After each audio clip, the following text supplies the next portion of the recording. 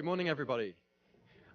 You may have noticed the instructions on the screen. We're going to be attempting to capture some of the your answers to the ethics challenge.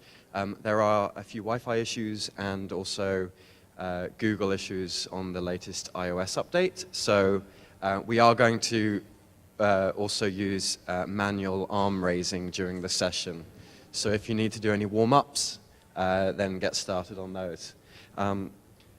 Before we start with those of us in the room, we have a message from someone who could not be here today. Here we go. Hi, everyone. I'm Eric Carvin, AP Social Media Editor, ONA board member, and founder and chairman of the ONA News Ethics Committee. And I hope you're up for a challenge. But first, I'd like to apologize for being a disembodied head in a newsroom this morning. I haven't missed an ONA conference in years, but my 3-week-old daughter is in charge of my travel schedule right now, and she doesn't want me leaving the west side of Manhattan. I promise, though, I'll be glued to the live stream and the tweets, and I hope to see you all this time next year.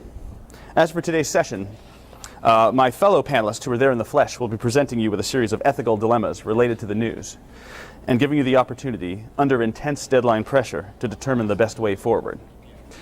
These scenarios are among the many challenges that emerged as ONA pursued 2 major ethics initiatives over the past year.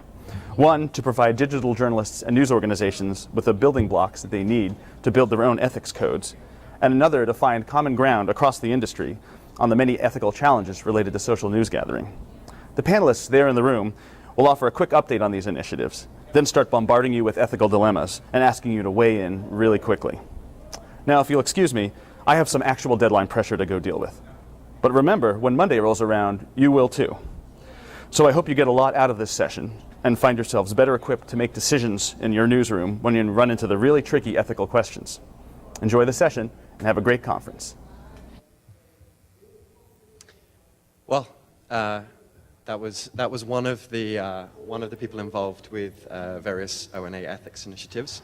I am another one. I am Fergus Bell. I work for the Associated Press, where I'm social media and UGC editor for International. I also co-lead the ONA UGC ethics initiative with Eric Carvin. I'm going to talk you through a little presentation about, or a little update where the UGC ethics initiative is. And then we'll be having short presentations on a few specialist ethical subjects and other initiative updates before going into a lightning round where we will be kind of crowdsourcing ethics answers and opinions from you guys. So the UGC ethics working group was set up, was announced last year at ONA, and what this group is we are a group of UGC specialists across the industry.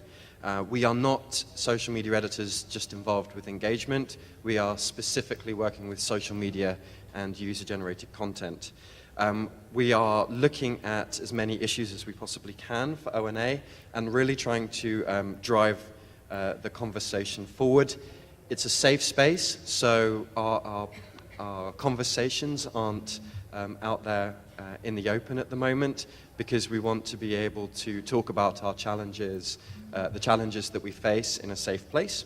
But what we are looking to do is have wider conversations, have deeper conversations, have conversations that drive the issues of UGC forward, and use this as a place to just stop for a moment and say, are we doing the right thing? Are we doing it ethically? And specifically, just because something's legal doesn't mean it's ethical. We identified some key areas over the last year that we wanted to drill down into as we move forward. Verification and accuracy.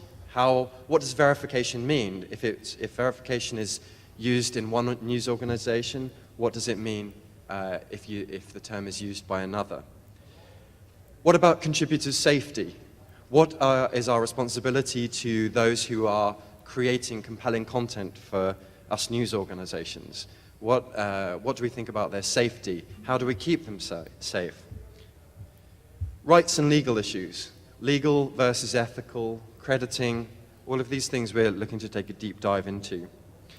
And something that we're seeing more and more at the moment with recent events is the well-being of social journalists. their exposure to graphic imagery or violent imagery and the effect that it has on us. And finally, workflows and resources and tools for dealing with UGC effectively in order to do verification and make sure it's accurate. Looking forward, we had our AGM yesterday, and we are working with the Eyewitness Media Group, who the two people sat on the third row here. Wave your hands. They come and talk to them afterwards. Sam and Claire are going to be helping the group move some of the research forward and help us, a group of journalists who are always on deadline, turn something useful for ONA and beyond. And we're also going to be focusing on the audience. We have no idea if the audience care about crediting, about verification, about all of the work that we're doing behind the scenes, and so we think it's probably time that we find out. We also think that education of the audience in some of the jargon that we're using might be something that's worth exploring. And as I just mentioned, UGC staff trauma, how we deal with people looking at horrific imagery day in, day out, and some of the ways that we can handle that. And then finally, working towards establishing some kind of common charter of best practice. We don't know what it's going to look like yet. We need you to get involved. If you are a UGC specialist, if this is something that you really want to help be a part of the conversation, then come and see me afterwards and I'll get you in the gang. That is the update on the UGC Ethics Initiative. I'm now going to hand over to Tom Kent, who is, dealing with another ethics initiative. Right. Good morning, everyone. I'm Tom Kent. I'm the standards editor of AP, but speaking today as the head of ONA's Do-It-Yourself Ethics Code project. And we recognize that there are many journalists who are quite willing to work with one of the established ethical codes, the SPJ code, for example, or the APME code. But we thought that there are a lot of people now, particularly new journalists, bloggers, startups, that really want to feel a sense of ownership, that they have actually helped to create their own ethical code. And that's especially true at a time when in the digital space we have so many new ethical issues around online commenting, for example, or the use of Instagram filters, accepting money from foundations, things like that. So we put together a group of about 30 people. We started at the ONA conference last year at this time to try to create a toolkit to enable people to construct their own ethics codes. Now, we did get some pushback right from the start from people who said, do-it-yourself ethics is sort of like do-it-yourself brain surgery. Everything's not optional. There are some basics that everyone needs to accept. And indeed, our project, and you can see it if you want at that URL, our project does accept certain fundamentals as essential to journalism. Tell the truth, don't plagiarize, correct your mistakes, things like that. But after that, we recognize that people can go different directions on different things. There's a choice between being a journalist in the objective, impartial model or being a point of view journalist with transparency about what your point of view is. And then there are about 40 other areas that we go into in our project where we think honest journalists can disagree. Issues above, like online commenting that I mentioned, but questions about what are your rules for interviewing children, how do you approach coverage of suicide, what about some privacy issues, what about acceptance of gifts. So this project since May has been in a period of crowdsourcing. It's just adorable. Some people thought by crowdsourcing we meant we wanted you to give us money. That's not true. We just want your opinions. And we've publicized this on the ONA's site, in various publications, at journalism conferences. The crowdsourcing period is officially ending now, but we still got a little time. It's a Google Doc if you go to this URL, and you can, without any logon at all, just go in and put your comments on various pages of this, and we've incorporated a lot of comments already into the document. And then what we want to do now going forward out of this conference is to move to the next step, which is putting it on a permanent site, making it look a little better, and adding functionality so people can actually physically on the site build their own ethics code. It's already been used by a number of startups and university classes, and we hope that it'll help fill the gap between adopting what may feel to some people like their grandfather's ethics code and not having an ethics code and not thinking too much about ethics in new journalistic operations. So that's my comment on that project. That's me.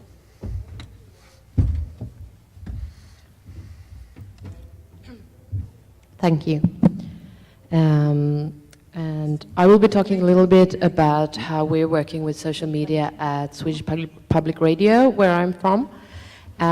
We have been, for a couple of years, collecting everything from ethics to other sets of recommendations on how to work with social media. And I'm just assuming that people are quite unaware of what happens in Sweden, so I just felt I would start off with that so you understand where I'm coming from. So, I work as a social journalism developer at Swedish Public Radio, which means that I have me and my team, we work together in gathering all the experiences, doing in-house training and so forth, trying to help people set up strategies or tactics on how to move forward with social media. And I have to stress that when I will be talking about minorities in Sweden, we will mean a subgroup in a wider sense, including ethnicity, race, sexual orientation, disability, and so forth. So I've understood that maybe that the word has a bit different meaning here, but in Sweden, this is what we will mean. So, what do you know about Sweden? That we are an ethnically and culturally diverse country. Perhaps 1/4 of everybody in Sweden is first or second generation immigrant. And we have a variety of countries and languages where different Swedes are coming from. We're early adopters on everything from technology to social networking or internet, as it were. Our prime minister was actually the first one to engage in an email conversation with another head of state, which was Bill Clinton at the time. And whatever is going on, it catches on quite early in Sweden. And we do have a high internet penetration all over, which goes also for new technology as 3G, smartphones, wherever. We have around 2,000 employees, 200 newsrooms, around 40 channels. We broadcast in 10 different languages. Half of the population listens to us each day. The population is 9 million, but still. And we have lots and lots of different social media platforms and accounts where we can draw experience from. So, when we're sourcing social at our company, we say that we have 3 equal pillars, social, digital, and FM. They're of equal importance. We don't have to drive traffic to our website. We can be wherever the audience is, and that comes from all the way up from our CEO, which means we've pushed it quite far and also have drawn some experiences from that. And different ways of working is gathering UGC from our staff. Here, Bill Clinton, Barack Obama was visiting Sweden, and all our different newsrooms were reporting on everything from traffic jams to press conferences, and we crowdsourced that under hashtag #SRObama, which meant that we could have a live report on our website, which was very much firsthand, and still we could be safe about the content because it was from our own staff. We can also gather content that's been posted by others. Here you had the people putting on a veil just out of solidarity for women who are targeted, wearing the Muslim veil in Sweden. Here we had an electronic music program who were drawing experiences and suggestions on electronic music. This guy saved someone from, he was saved from drowning. 40 minutes later on our Facebook page, we actually found who the savior was just after asking for it. People participate, this is against safe pregnancies or for safe pregnancies, and our audience actually participated in posting our hashtags on their stomachs. And when it comes to different experiences on what it's like to be an immigrant or a refugee in Sweden, a lot of people actually chose to participate in this. And all this, of course, poses questions about what do you quote, what do you publish, and whose accounts of different experiences do you trust? And we've gathered this in our social media handbook, which you can find here.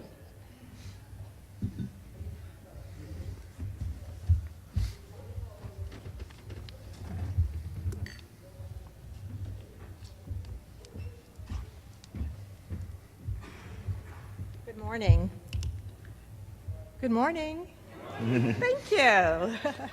I'm Paula Poindexter, and I'm the 2013-2014 president of AEJMC. And for those of you who are not familiar with AEJMC, it's the Association of Journalism Educators, Journalism and Communication Educators. And for those of you who have been involved in teaching perhaps part-time at journalism or communications programs, then very likely those that you're working with there are members of this association of over 3,700, not only, of course, here in the United States, but also around the world.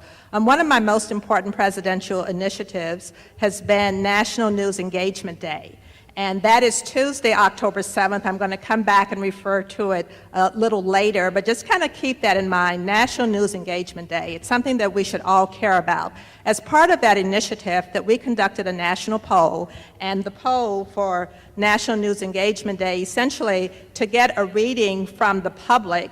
And Fergus had just talked about the importance of the audience that they are also looking at. Well, of course, we all need to be thinking about the public and not just, trying to get them to engage more with news, but also to have a better understanding of how they feel about news, how they feel about the news media, how they feel about journalists, and so forth. And so in this particular poll, I pulled out a few of the results to share, which I thought that would be very important for our discussion.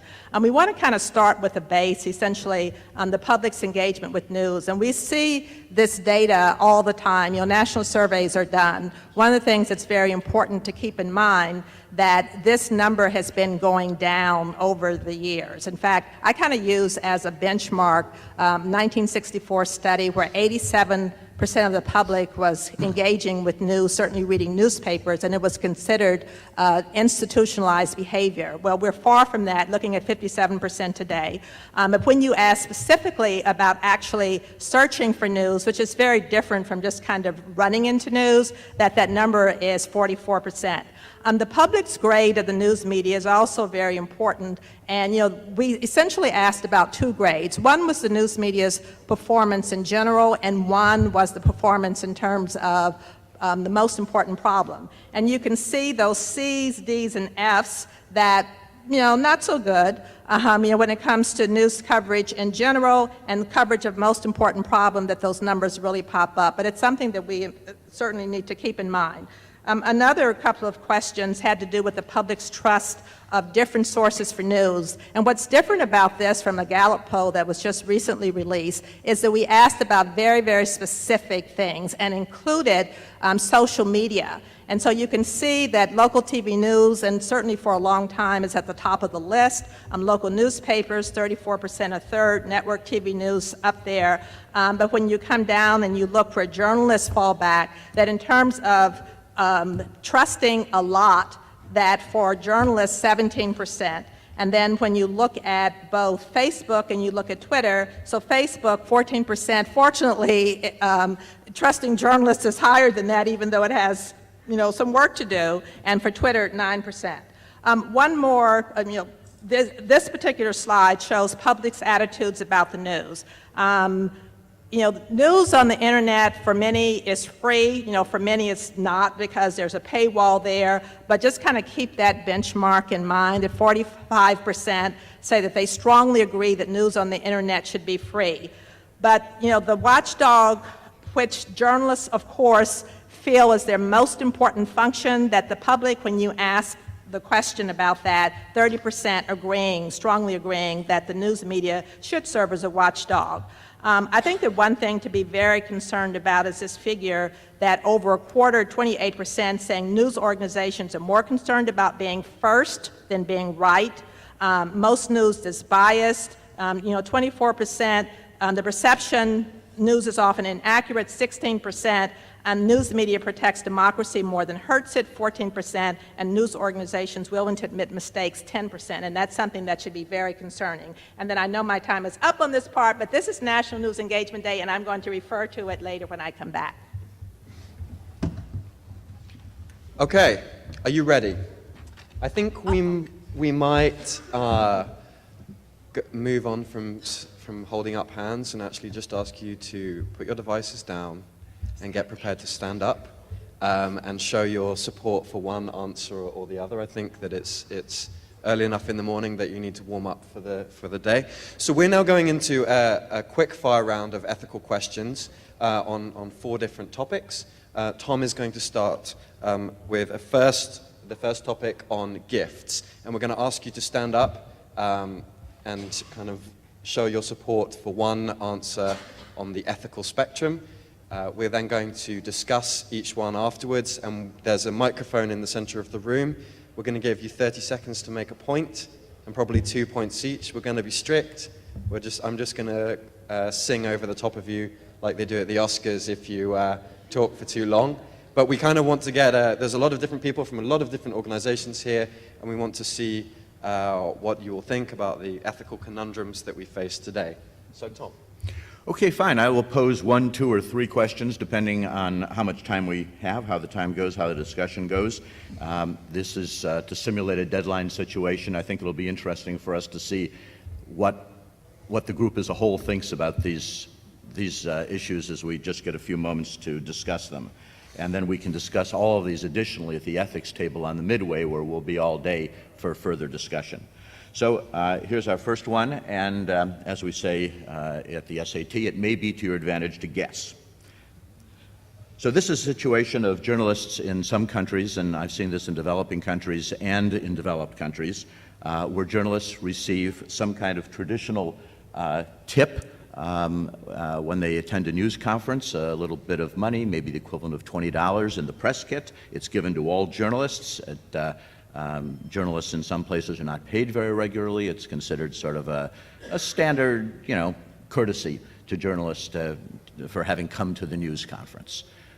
So your options here are option A, if you are in need and no strings are attached to the gift, accept it as a routine courtesy, and there's no need to disclose it because this is what everybody does. Option B is it's okay to accept it, but you must say in your story that that you received this tip, or reporters were given this tip, and that may mean every story in the paper about a press conference has got such a paragraph in it. Or no, whatever your financial problems may be, this is not an area to bend your ethics. And so, the vote for A. Nobody for A. Okay. B. Okay, a little break. Yeah, okay. We're going to If you do want, standing B. up because we need to be able to see, and I know you've got computers on your Okay. laps, but you can have them on All right, for the rest of the day. there's B. Don't be afraid to stand up for your convictions. And C. Okay, this is an American audience. Right. Okay. And would anybody would like to defend B? Because that's not the one of the most popular choices. There's a microphone right there. Step on up. I think having worked in several developing countries, primarily in the Middle East, and doing press freedom missions around the world, especially in the developing world, I think that if we go for the most stringent C, it's just unrealistic. And if we really want to improve ethics, which is a huge issue, because this is even the wrong premise. In many countries, like in Uganda, journalists don't even get paid many times, same in Egypt. So I think if we go for the most extreme, which we should hold ourselves to when possible, C, but if that's the standard we're putting forward, I don't think it's going to be realistically adopted. But there's a big need and a big interest in many countries to develop codes of ethics. So we have to, I think, moderate between what's realistic and what's going to be adopted. Okay, thank you. One of the things we might discuss at the ethics table afterward is suppose we transfer the situation out of this kind of situation, but to the United States and a starving freelancer. If you're offered a little subsidy to be able to cover something and you need it, there's no way you're going to be able to go to event X if you don't get a subsidy from the promoters. What about that? All right, the next issue that we'll deal with is one of my favorite questions, the iPhone question, and this happens in some countries. It's quite common to give a gift to a guest, and we've had many stories of journalists who have gone off to interview people, important people, and afterward, at the end of the interview at the political official's home, he comes out with something like an iPhone. Sometimes an iPhone for the reporter and one for the photographer. Guy's rich, not an issue financially for him, just a nice thing to do. And can become quite agitated when you start quoting ethics to him, because that's how it's done in that country. And you want to keep the guy as a source. So, your options are, A, this is a local tradition. When in Rome, take the phone, keep the source, and that's how it's done. Option B, accept it, keep the source, but you got to unload this thing somehow. So you donate it to a charity, or you sell it and give the proceeds to charity, so you're not personally gaining from it. Or C, look, your ethics are your ethics, refuse the iPhone, lose the source, but at least you can feel clean at the end of the day. So those are your choices. Who would like to vote for option A?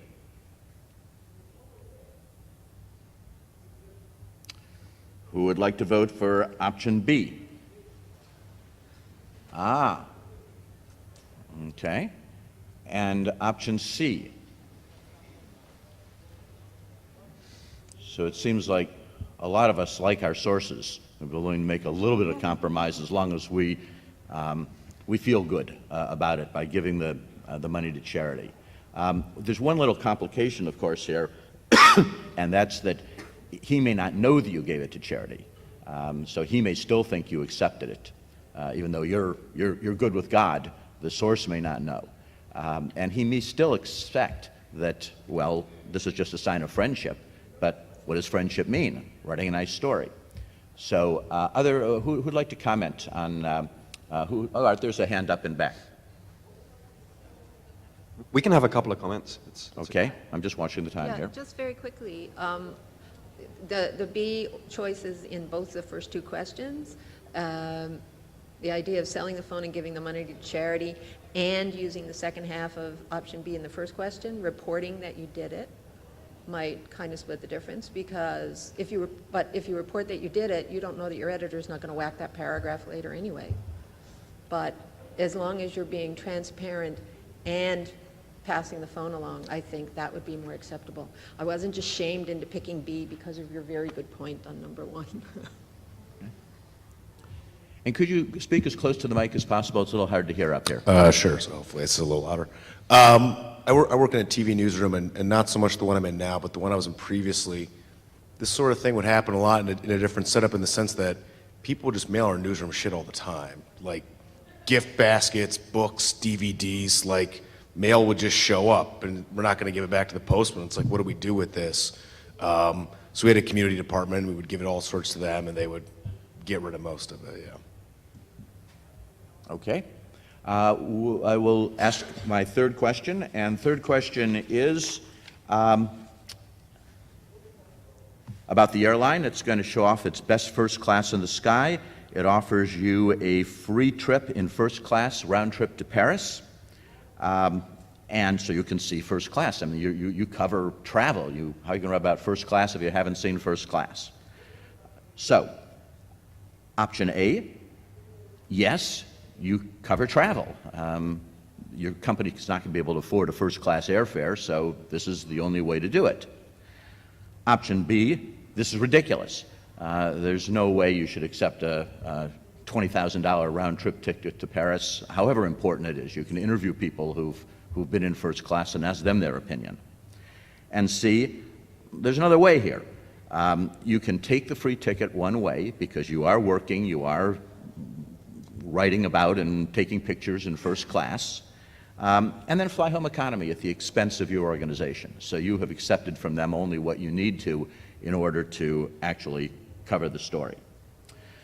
So those are your choices. Who will stand up for A? It's your beat. You got to do it, but you can disclose it, and you're all set. Okay, not a huge group, but all right. B, this is ridiculous. Do not do this. Okay, I think I know where this is going. C, aha. One way they pay, one way you pay. Anyone want to make a comment? Sabril Bennett with Belmont University in Nashville, Tennessee. I think, and I teach journalism and help with ethics and all these wonderful things our students are struggling with. And I think things have changed. And if you think about technology companies and technology reporters, they're receiving items all the time. So for me, C was the most logical balance of getting the story, getting credibility, as well as not compromising integrity to the best of our ability. But what you said earlier is just so critical. We've got to stop thinking in a myopic way just about America. We've got to think about the global issues that we're going to encounter more and more as well. Okay, last comment? I am a travel editor, so this is something I deal with on a daily basis. We get a lot of free offers, and it always feels like they're just trying to buy you off, and it's pretty common in travel journalism. But I think that there's lessons there that apply to the other beats. So. Okay. All right, we'll move on to the next set of questions. So now it's my turn to focus on some UGC-related questions. This is a fiction. I'm going to present you with 3 questions with a fictional scenario, although it's obviously something that will strike a chord with some of you. I would like to focus on the UGC issues rather than the event itself. You'll see what I mean. So, local police confirm there is an active shooter situation in a mall on the outskirts of town, at least 45 minutes from your office. UGC is going to be the only source of content before your crews get there. A compelling video of scared shoppers running out of a smoke-filled section of the mall appears on YouTube. Competitors have started running it without a credit. What do you do? A, there are loads of versions of this on YouTube. Do you download one and get it out to your audience now? After all, this is breaking news. Or do you spend time finding the original source and once you have it, put out the video with the appropriate credit? Or C, source the video to the person who shot it, but also question them about the events before putting out the video with the credit? This is a breaking news situation. So who's for A? There are lots of versions of this out there already. Download it and get it out to your audience now. No takers for A. Okay. B, spend time finding the original source, and once you have it, put the video out with appropriate credit. Don't be shy. Okay, there's a couple. And C, source the video to the person who shot it, but also question them about the events. Okay. Would anyone like to make a comment about B? I would be really interested to hear. Yeah.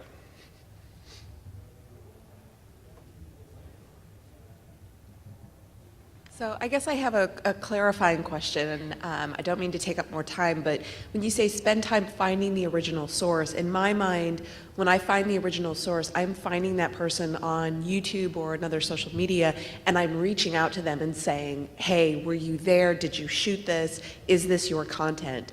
And in my mind, that is finding the original source. So I feel comfortable with B because in my mind, that's what spend time finding the original source means, is that I have confirmation from them that they shot it at that location, and that's why I went with B. So, thank you. That's a valid point, and actually I think B and C, it really depends on the kind of organization you work for. If you're able to embed content, that's one issue. If you are a broadcaster and you're just putting it out to air, then perhaps you need to do something else. It also depends on your verification standards, if talking to the source is something that's required. Okay, second question. You have found someone in the mall and you know they have a good vantage point because they've already tweeted a photo of what look like bodies on the ground.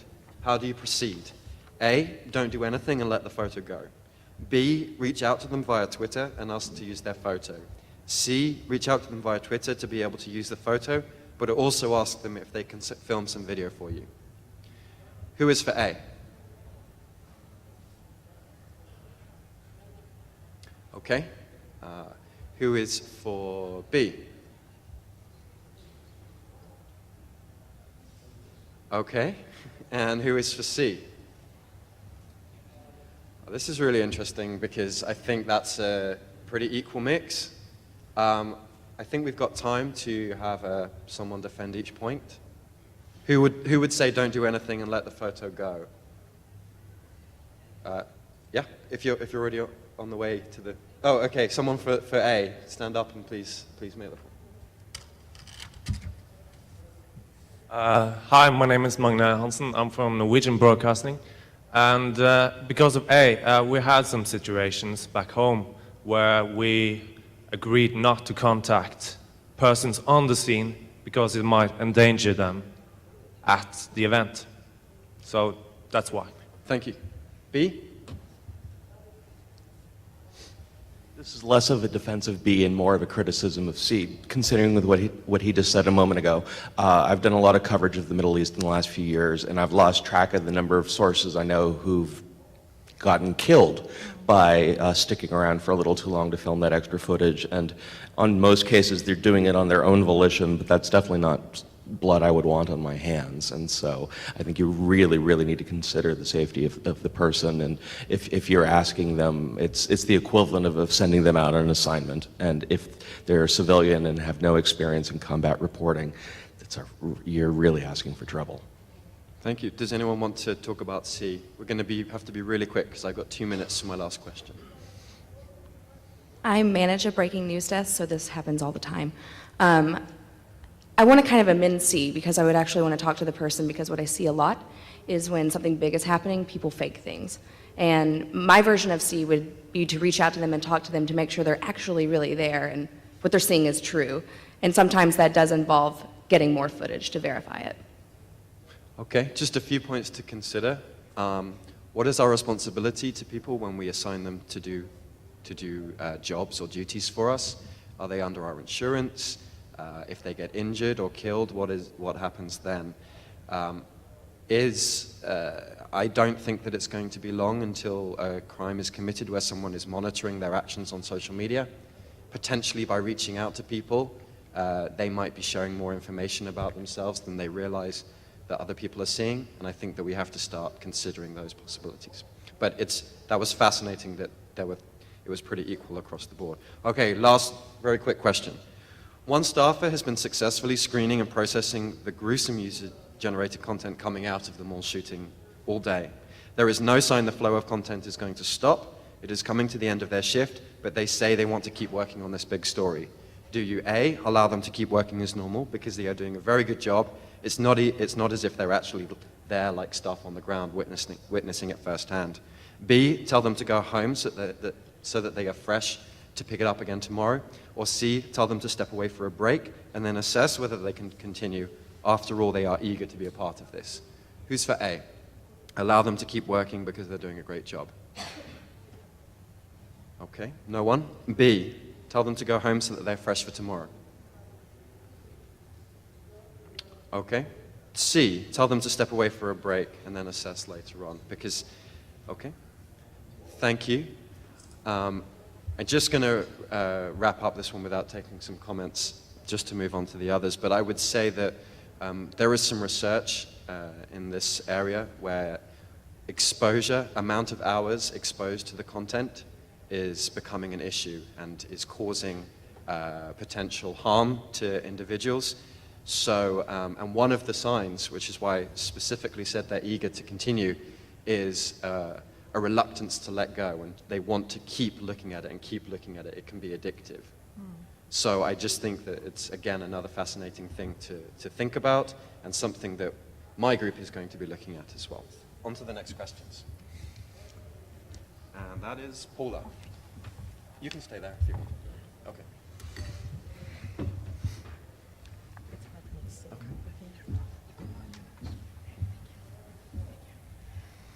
A couple of things before I talk about my questions, that I had already mentioned National News Engagement Day, and I do want you all to be able to find out more information about it. That I have posters up here, and also Paul Vokes, who's Vice President, has posters that you can get information. And you can also go to the aejmc.org website. And on the website, NBC News anchor Brian Williams is talking about why National News Engagement Day on October 7th is so very important for all of us who care about the importance of people being engaged with the news and informed about the news. And the other thing quickly I wanted to mention, Dean Don Hyder over there, raise your hand, that he has a symposium that's coming up just down the street at Loyola University, and it deals with digital ethics. And in fact, one of his featured speakers was just featured on NPR just a couple of days ago dealing with gaming. And so you might see Don, and he has posters that he can provide you more information about that. So I'm the one who did the online commenting on the do your own ethics sourcing. And for this particular area, that online commenting has become a very, very important part of the news. And for this question, that it was important to kind of get an idea as to how people felt online commenting felt with their own news organization. So online comments are an extension of a news org's brand and should reflect the news organization's standards. So strongly agree, A, B, agree, C, agree somewhat, D, disagree. So this really has to do with how you see online comments as far as your news organization or with a news organization. So how many of you strongly agree that online comments are an extension and should reflect the news organization standards? Please stand. Okay. So that's strongly agree. What about agree? And maybe we should just put the strongly agree and agree together so they're on the agree side. Okay, what about those who either somewhat agree or disagree? So somewhat agree, stand, okay? And then the last group, those who disagree, that they are an extension of the news organizations. Okay, so why don't we hear from one of you talking about that you disagree that online comments. Who'd like to go up to the mic?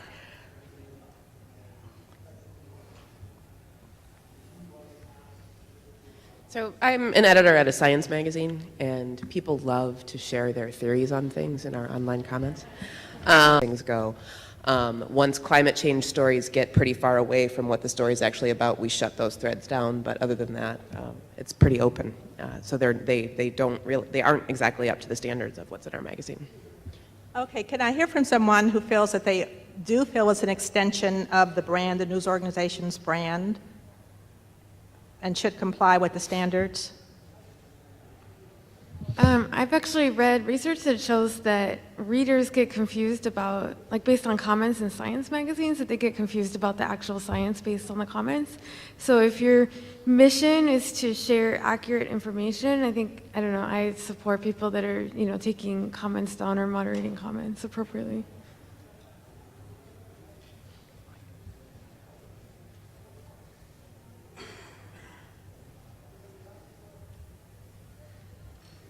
I chose the, but I would love to have seen an E. I somewhat disagree, meaning that, of course, comments are one thing, and the news or whatever we put out as editorial is another thing, all right? But I think we should police, shall we say, the space, which is not a news space. So the standards of news do not apply. But if it's a conversation, if you come to my living room and have a conversation with me, of course there are rules, which are not the rules. My professional rules are my conversational rules, and I think we should perhaps aim at those. Okay, one of the things to keep in mind, I didn't realize this was going to be so controversial, meaning so many different opinions, because I thought this was a slam dunk kind of question. I would probably suggest that you really find out from your own audience, for those who, how they feel about the online comments. Do they see it as an extension of your brand? because it may very well be that your news consumers, your readers, viewers, et cetera, that they do see that as a part of your brand. And because they see it as a part of your brand, that whatever happens with that they see it's a part of you. And so if you allow people to disrespect others in the online comments, then they may think that you're disrespecting them as part of the public. So I do think it's worth investigating further, because the public generally has a completely different view from journalists. Okay, so the next question, news organizations have a journalistic responsibility to provide online comments. So all of you who strongly agree, please stand. Okay, agree? No. Okay, and agree somewhat? And disagree, let me see those. Okay, so most people disagree with that. Let's see, can I hear from a disagree person to explain, kind of articulate? Dean Hyder, why don't I just call on you right there, since I see that you stood up for the disagree. Well, I don't think it's a journalistic responsibility. Is it a good idea, and does it encourage dialogue, and does it make us more open as journalists? Yes. So I might even slide towards C. But I don't, at its bottom line, I'm not sure it's a journalistic responsibility. Okay. So can I hear from someone who agrees that it is, whether it's agree or somewhat or strongly? Someone who stood.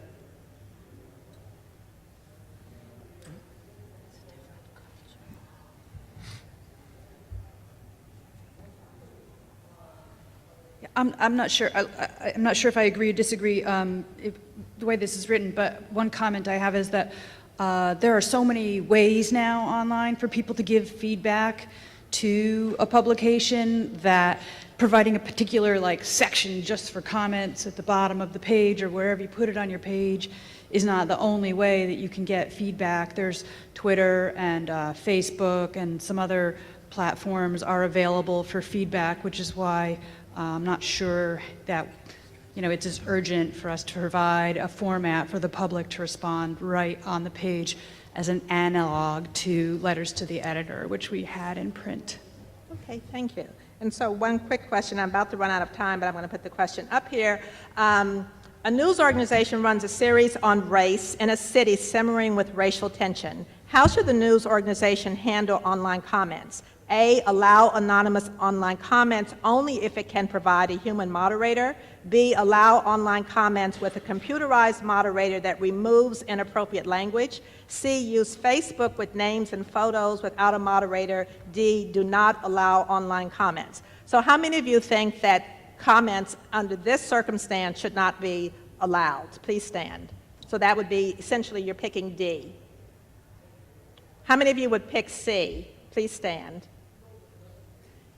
And B, allow online comments. If you have a computer removing inappropriate comments, please stand.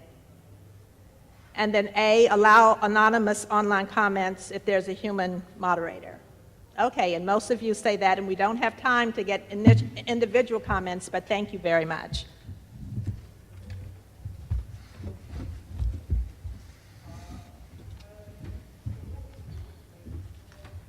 Thank you. I'll time myself, as time is running short.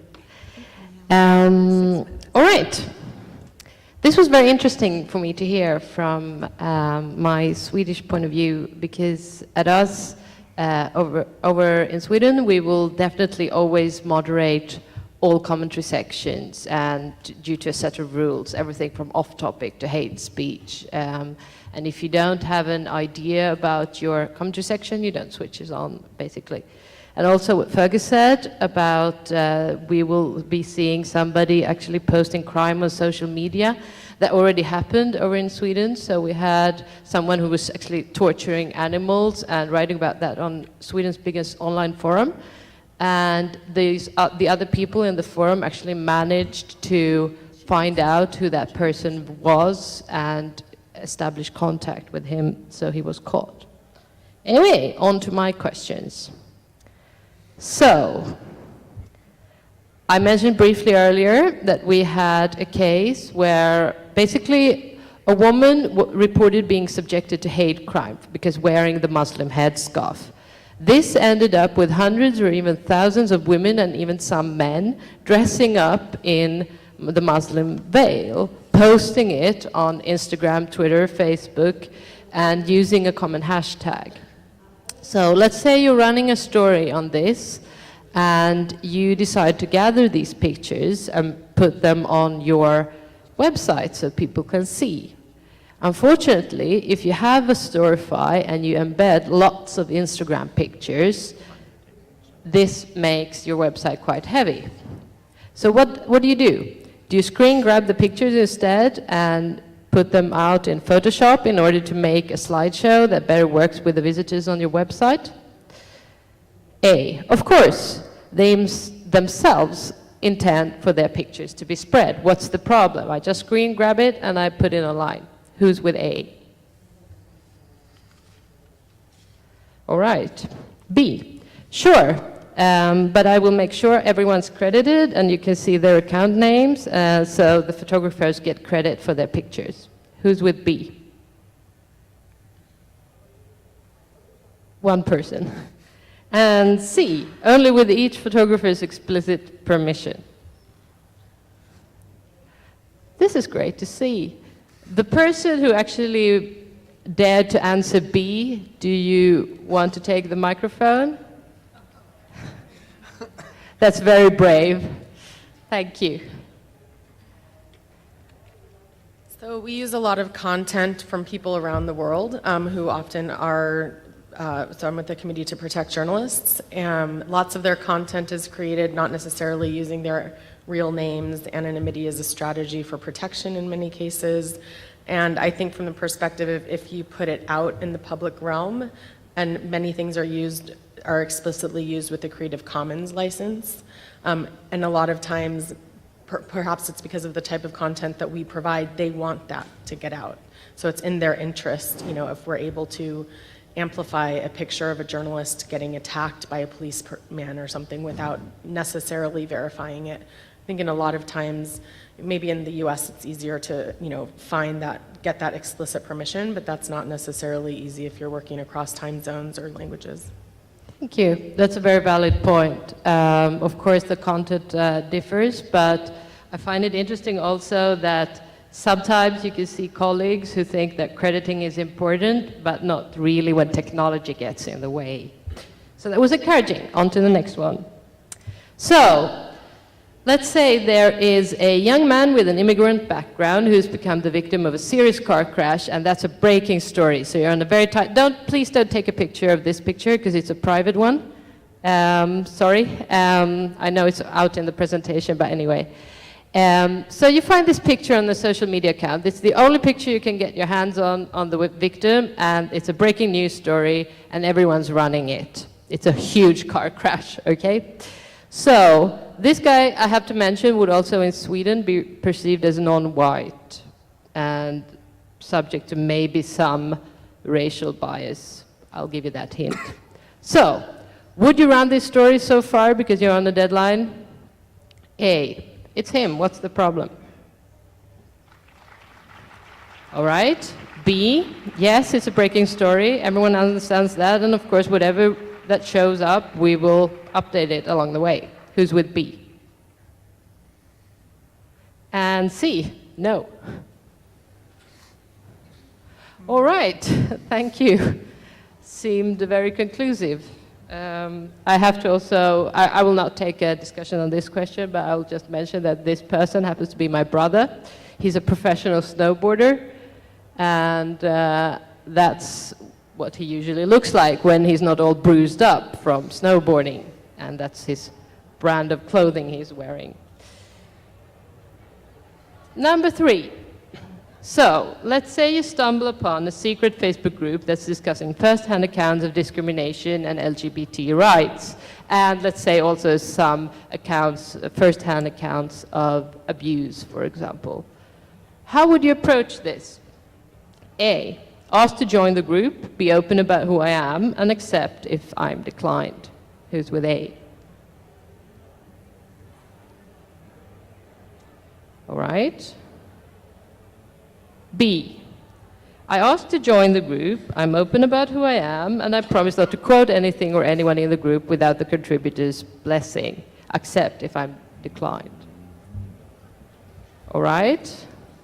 And C, I register a fake Facebook identity that works with that community, I befriend people in that community, and hope to get accepted when trying to join the group after a while. All right. Anyone who was with A who would like to elaborate? No one? All right. Someone who's with B? Go ahead.